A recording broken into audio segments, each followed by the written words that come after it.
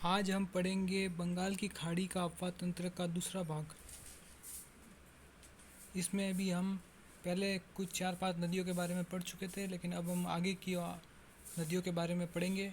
तो आपसे एक रिक्वेस्ट है कि हमारे चैनल को सब्सक्राइब कर ले और लाइक ज़रूर कर ले। तो सबसे पहली जो नदी आती है वो आती है परवन नदी। परवन नदी आती है, इसका उद्गम होता है मध्य प्रदेश के मालवा के पठार से और ये राजस्थान में प्रवेश करती है, झालावाड़ के खरीबोर क्षेत्र में प्रवेश करती है। इसकी सहायक नदियां हैं नेवज, काली खाड़, चापी। ये 3 नदियां इसकी सहायक नदियां हैं। शेरगढ़ अभयारण्य 12 जिले में परवन नदी के किनारे स्थित है। शेरगढ़ अभयारण्य कहाँ पे स्थित है? 12 जिले में परवन नदी के किनारे ही शेरगढ़ अभयारण्य स्थित है। और जो परवन नदी है वो विलय होती है पलायता बारा के निकट काली सिंध में विलय हो जाती है। किस में विलय होती है? काली सिंध में। और काली सिंध आगे जाके चंबल में विलय हो जाती है, और चंबल आगे जाके यमुना में, और यमुना आगे जाके बंगाल की खाड़ी में। इसलिए इसे बंगाल की खाड़ी अफवाह तंत्र में रखा गया है परवन नदी को। उसके बाद नदी आती है नेवज या नीमाज नदी। नेवज या नीमाज नदी जिसका उद्गम होता है जिला राजगढ़, मध्य प्रदेश। मध्य प्रदेश से, यही भी मध्य प्रदेश से निकलती है। कोलू खेड़ी झालावाड़ में, राजस्थान, ये भी झालावाड़ में प्रवेश करती है। और इसका विलय हो जाता है मवासा झालावाड़ के पास परवन नदी में। इसका विलय मतलब ये परवन नदी की सहायक नदी है। किसकी है? नीमाज किसकी सहायक नदी है? परवन नदी की, जिसे नेवज भी बोलते हैं। ये परवन नदी में मिल जाती है। फिर आती है चाखंड नदी। बूंदी जिले से निकलती है और सवाई माधोपुर में, चंबल में मिल जाती है।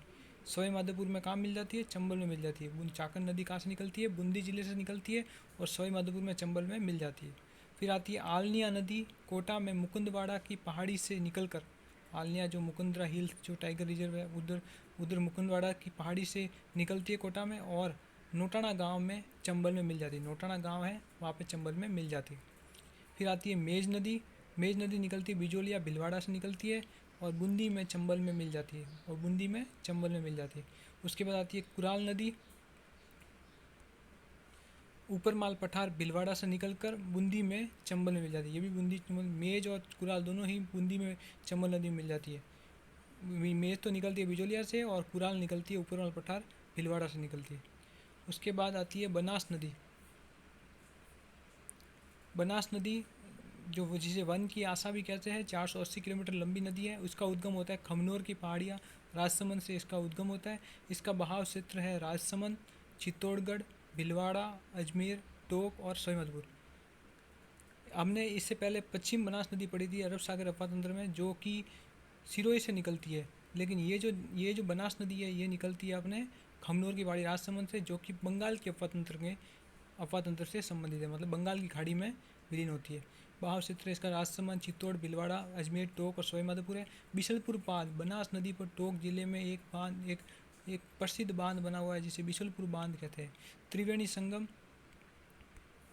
मांडलगढ़ भिलवाड़ा के निकट, मांडलगढ़ है भिलवाड़ा के निकट, बनास, बेड़च और मैनाल का संगम होता है। किसका संगम होता है? बनास का, बेड़च और मैनाल का संगम कहाँ पे होता है? मांडलगढ़ भिलवाड़ा के निकट।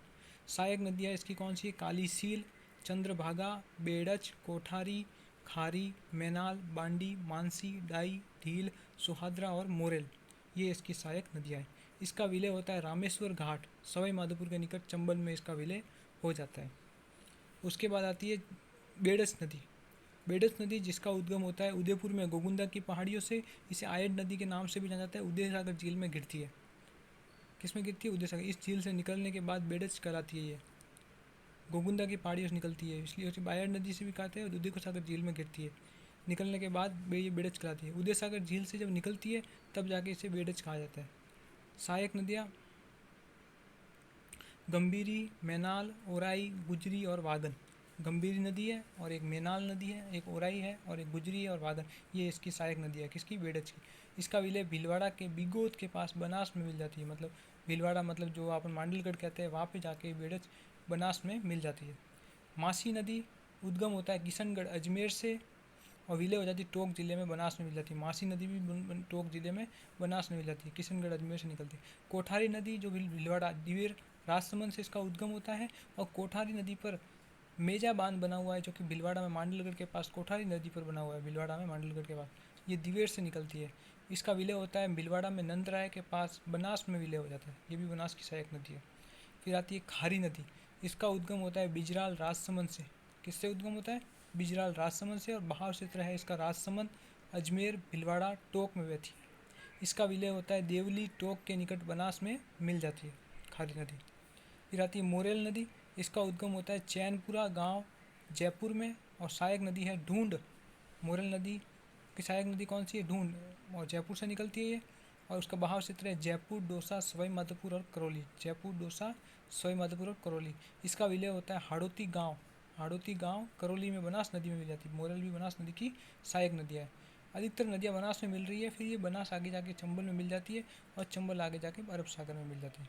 पार्वती नदी सेकंड, उद्गम बदरिया गांव धौलपुर से निकलती है। सहायक नदियाँ हैं शेरनी, मेंढका, बांध, अंगाई। विलय उत्तर प्रदेश में यमुना नदी में मिल जाती है। पार्वती जो नदी जो सेकंड है वो यमुना नदी में मिलती है डायरेक्ट, और जो पार्वती मैंने फर्स्ट पढ़ी थी वो डायरेक्ट चंबल में मिलती थी, लेकिन ये पार्वती सेकंड है जो कि उत्तर प्रदेश में यमुना नदी में मिल जाती है। इसका उद्गम बदरिया गांव जोधपुर से, धौलपुर से होता है।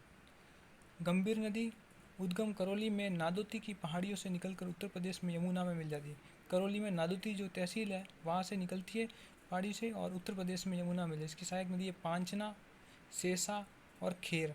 इस बांध, पांचना बांध बना हुआ जो राजस्थान का एकमात्र मिट्टी का बना हुआ बांध है, किस पर? गंभीर नदी पर। पांचना बांध कौन सी नदी पर बना हुआ है? तो गंभीर नदी पर बना हुआ है। फिर आती है बाण गंगा नदी। बाण गंगा नदी है, उद्गम होता है बैराट की पहाड़ियाँ जयपुर से होता है। इसकी सहायक नदियाँ घुमटी नाला, सूरा, पलोसन। घुमटी नाला, सूरा और पलोसन। बहाव क्षेत्र जयपुर, दौसा, भरतपुर, बांध, जम्वा, रामगढ़। बहाव क्षेत्र का है जयपुर, दौसा और भरतपुर में, और बांध है जम्वा, रामगढ़, इस पर बांध बना हुआ है। तो हमने कुछ कुछ बांध देखे, जैसे मेजा बांध देखा था जो कि कोठारी नदी पर बना हुआ था। उसके बाद में पांचना बांध देखा, पांचना बांध जो कि करौली में है, और एकमात्र मिट्टी का बना बांध जो गंभीर नदी पर है। और बाण गंगा पर जो बांध बना हुआ है उसका नाम है जम्वा, रामगढ़। ये विलय होता है फतेहबाड़, उत्तर प्रदेश में यमुना नदी में विलय हो जाती है। जो बाण गंगा है ये भी किस में? ये उत्तर प्रदेश में विलय होती है, यमुना में विलय होती है। और गंभीर नदी भी यमुना में विलय होती है, और एक पार्वती नदी भी यमुना में विलय होती है जो सेकंड है। गंभीरी नदी, अब एक आती है गंभीर नदी जो कि जावद गांव मध्य प्रदेश से निकलती है और विलय होती है चित्तौड़गढ़ के पास बेड़च नदी में विलय हो जाती है। बेड़च नदी की सहायक नदी है ये गंभीर नदी। तो आज हमने बंगाल की खाड़ी तंत्र की बाकी की सारी नदियाँ आज हमने कवर कर ली है। तो हमें आशा है कि आपको बंगाल की खाड़ी की और अरब सागर की और आंतरिक प्रवाह की नदियों के बारे में सारा अच्छे से समझ में आया होगा, अच्छे से समझ में आया होगा। आपसे आशा है कि हमारे चैनल को सब्सक्राइब करें और लाइक करें, और ऐसे ही वीडियो हम आगे लाते रहेंगे जिससे आपका तैयारी ज़ोरों शोरों से चलती रहेगी। और इसके लिए आज के लिए इतना ही। धन्यवाद।